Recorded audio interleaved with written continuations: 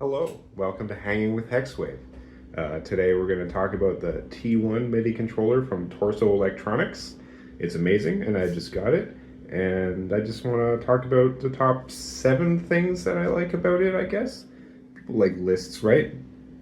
Give that a shot. So the first thing I love about the T1 is being able to quickly change the arrangement of your tracks and even like send tracks to multiple places. So like I have all of my drum tracks on the bottom here. So mute them all. So I never have to remember like, is this one a drum? Because like on the Syntakt, for instance, the bottom 4 are analog tracks, so you can't really arrange things by like what they are. Like you can keep using, like I always pretty much put things in the same place, but it's like drum, snare, like bass. It's just messy. So in here, I can have them where they are normally in there, but then I can arrange them in a neat way here, which makes remembering where things are and adjusting them quickly a lot easier. Plus, you can have multiple things go. I mean, you can have one track go to multiple MIDI channels. So, like for instance, the kick is actually also triggering the FX channel. So, I mean, well, that's actually technically that's more of a Syntakt setting that I have that set to channel 1 as well as the kick. But that's pretty handy because then I can like it ducks every time the kick goes, and I can just go on the kick. If you change the kick, it's still affecting the effects and ducking the audio every time, so that's pretty handy. But then, like for instance, I can get like track 2, and so it's right now it's going to that channel. Let's say I put it to I don't know what this is. No, let's do that. So now it's also going to channel 10, which I don't really know what this track is, but whatever. It's a bass, I guess. But in instance, you can have it going to multiple places, which is pretty cool. And you can even have, like, if you're crazy, you could have a randomize thing changing what channel it's outputting to. So you could really have, if you have a bunch of tracks set up, like melodic tracks, for instance, you could have it like so that it keeps cycling through and changing what the notes are being sent to and then playing in different voices, which is really neat. Anyways, that's fun. Second thing that I love, and it's one of my favorite things, is being able to mute, cue mute behind the temp mode. And the temp, I'm sure you're aware, if you know about the T1, is basically like a performance thing where you can hold it, change things, and when you let go, everything will snap back to the way it was. Kind of like a quick save, quick load type thing, except even faster. But you can like cue mutes behind it. So I'll turn on temp mode, just latch it, and then I'll hold mute, turn these, let go of mute. Hasn't done it yet. And then like I'll say I'll just like whatever pattern length, and then turn off temp. And now those previous muted things have triggered. So you can use that for like build-ups and transitions and stuff. It's really, really, really useful. And I love that a lot. It's my favorite feature, I think, of this thing. And there's a lot of features I love about it. And you can do it the other way as well. So like if you're playing and you're muting some stuff, you notice the temp button light up. Well, if you switch over and hold temp without letting go of mute, now you can let go and it's flashing. Then you can start doing some temp stuff. And then let go, and now those beats went.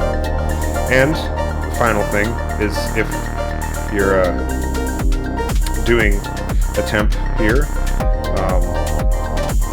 and you have some things queued up, but then you're like, oh, but I want the kick to drop out, but I'm still adjusting stuff. You can still do the instant.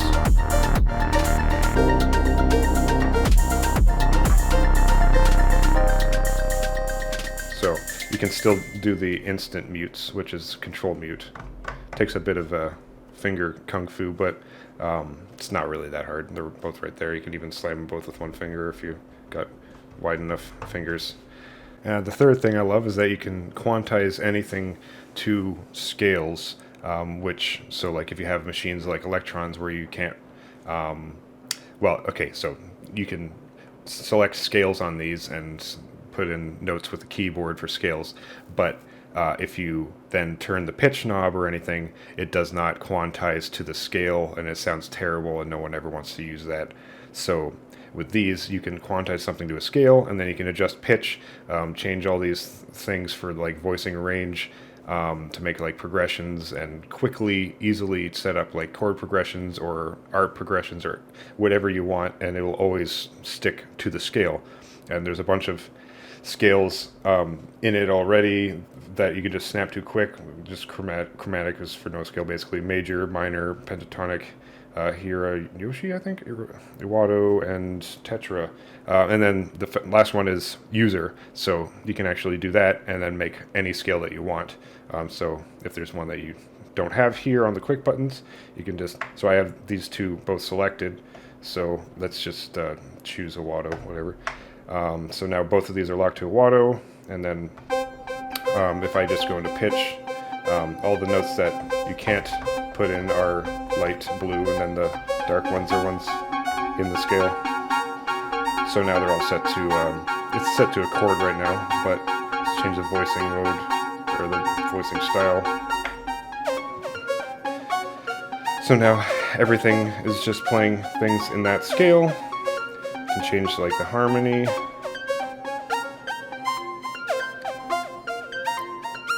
Choose the range.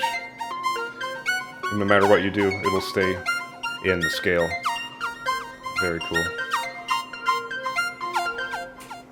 Fourth thing that I love is that you can save LFOs. If, for instance, you have a hat, a common thing to do with LFOs with hats is to make it so that it like randomizes the decay or the level or something to like make it more organic and less monotonous to listen to. So instead of that, you can just like so I just have like this with nothing going on. You can just use the accent knob, and now it's adjusting the velocity per step. You can change the groove setting, so like make it like a LFO or whatever, or change the speed of it. You know, all what the buttons are and stuff, you should look in the manual for it, because there's too much to explain in a quick video. But point being, and you can change even the timing of it so that makes it more human sounding. Or you can randomize that actually a little bit, so that some notes aren't quite quantized right to the beat. You could like randomize the sustain a little bit.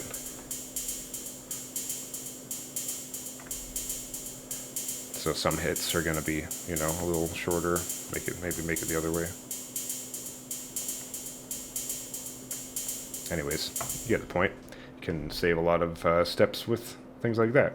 Fifth thing that I love is that you can have vastly different settings for like length and like note resolution and stuff.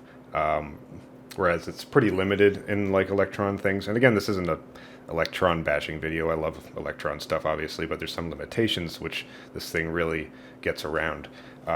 And yeah, so one thing with Elektrons is if you have like a simple beat and like you have like the tempo and the beat and everything locked down to what you want, but you want to have like a longer note phrase, you can sort of do that, but then you have to set it to like half speed, but then the amount of buttons don't, you know, grow, so you end up with actually like half the resolution. So yeah, you can have like longer phrases, but then you can't have quick notes in those, and even that, like, you can't have super long phrases.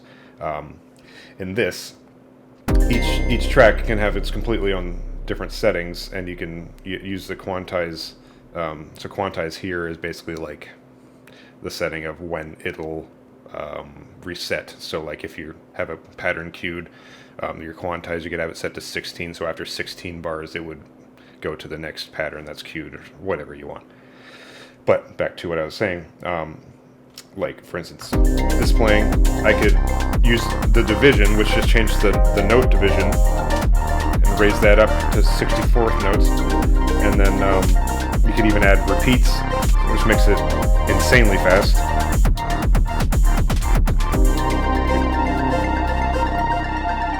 Like, listen to how fast that is.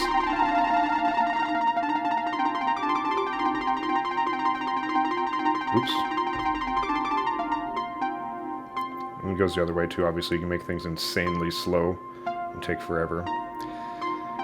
And then, in addition to that, like in the steps page, you can make each one same as with Elektron. You can have 4 pages of 16 steps. So you just like control boop and then boop. Now it's 16. There are 4 pages of 16 steps. And then you can just add way more pulses into there, make it faster.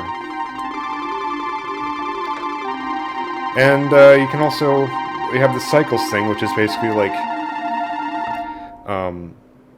it's like basically if you had, on the Elektron, if you had your 4 pages, but then you could have like 16 different versions of those 4 pages all queued up to go into a progression. Like you can make insanely long stuff with this, with the cycles option here, and you can even like randomize the cycles so that like it'll play some of them and not others at like an unpredictable way. And there's a lot of options for things like that, but yeah, that's pretty cool. The 6th thing that I love is the randomize feature and how much you can do with it. It's very powerful, and there's a lot of things that it does that basically you have to go through the manual to learn exactly what each of the things is doing. But honestly, like when you get using it and you learn a few ones that you go to often, then it's not complicated at all. But basically, if you want to randomize something, you hold the random knob and then turn the knob that you want to do. So let's see. Let's get these 2 kick things here, and add some random pulses. So randomize the amount of pulses.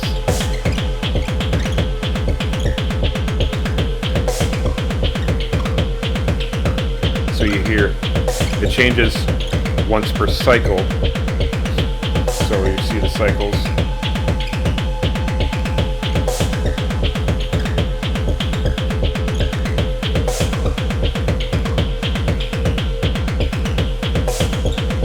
You hear that it's being consistent.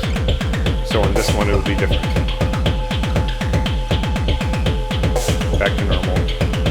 And that's because randomize works kind of like on a seed, I guess. It'll randomize a pattern, but then it'll stick that way until you change it. So if you change the randomize function itself, like I think this basically can be like how random you want it. So like at low levels, if you randomize things, it'll change like a couple things a little bit, and then at like high things, it'll change most things when you randomize. And then when you're turning something, you're turning how much you want it to be able to change things. So like if you have it, this is like fine on the top and coarse at the bottom. If you have it just like 1, it'll only change probably like 1 click of the knob at most, but then like if you have it like that, it'll probably be, I mean, this will probably be crazy.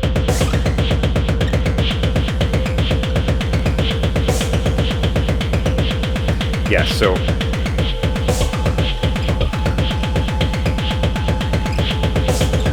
because I added so many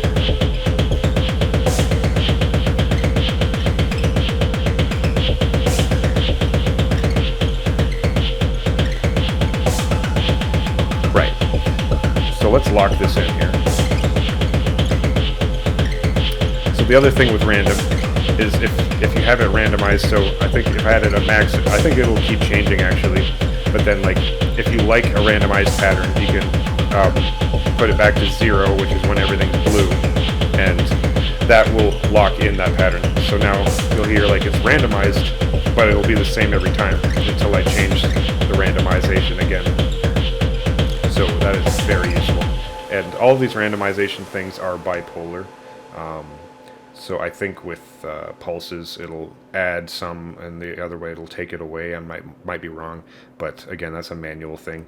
But there's like ones that, you know, are polyphonic or monophonic things, like pitch-related stuff. One direction, it'll be randomizing one note at a time, or the other way will be randomizing all the notes at a time. And then the other thing to keep in mind that's very important is that some of the randomization things, like you heard pulses, and pitch is also that way, will randomize per cycle, and other things will randomize per step.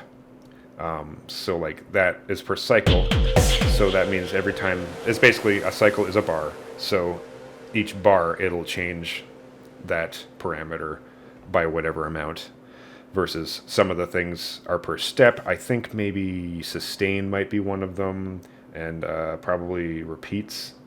I'm not sure exactly which ones are and aren't, because I'm still new to this, but those will change, like it'll have a randomization on chance every step. So yeah, that's something to learn. But anyways, point being, randomization is awesome. And oh, and one last thing actually, let's just quickly do that again. Randomize.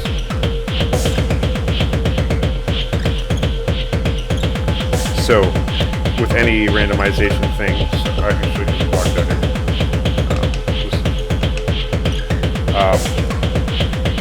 On any randomization screen, you'll see there's a blue up and down on the right.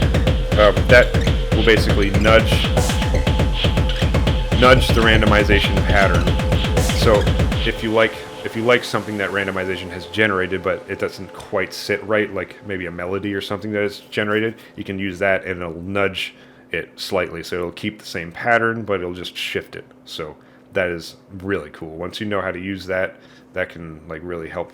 And you can even just like use that to slowly shift like a melodic thing during like some like ambient performance or something. That'd be really fun.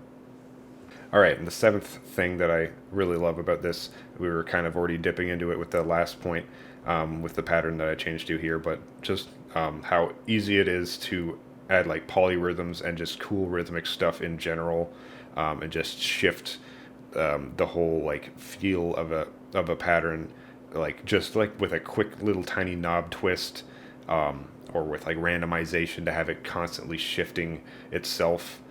It's just so fun, and I'm a sucker for like cool, like crazy rhythm stuff. It's just, like, I really love the metal band Meshuggah, and being able to do stuff like that, like kind of on the fly, is really cool.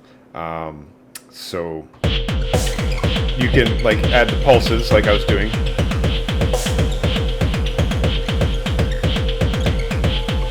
And you can change the division. Sorry.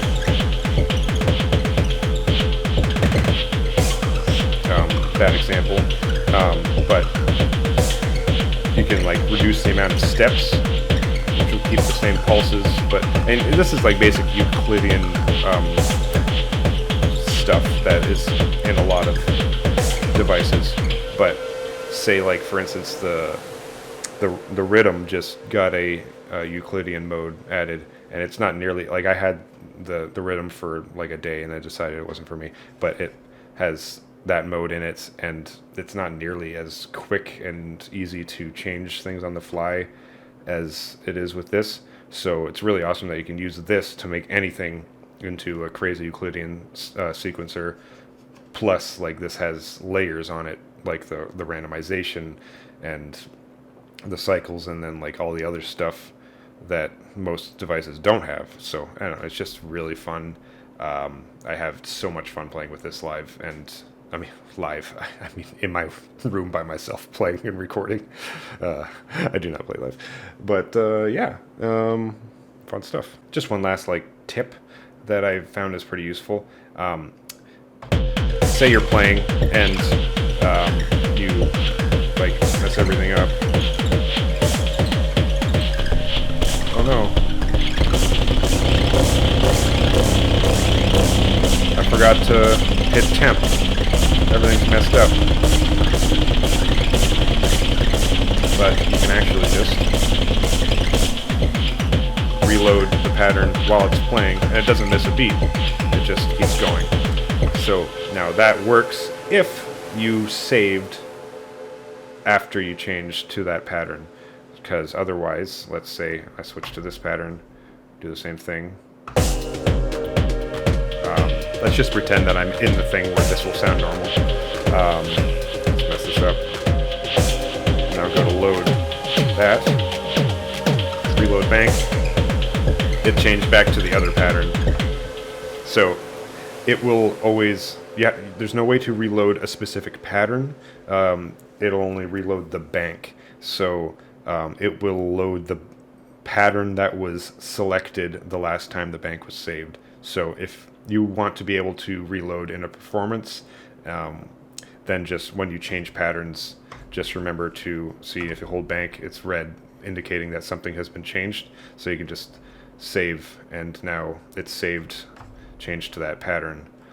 So basically, even just a pattern change is considered a bank change, so you have to save it again in order for it to reload that pattern.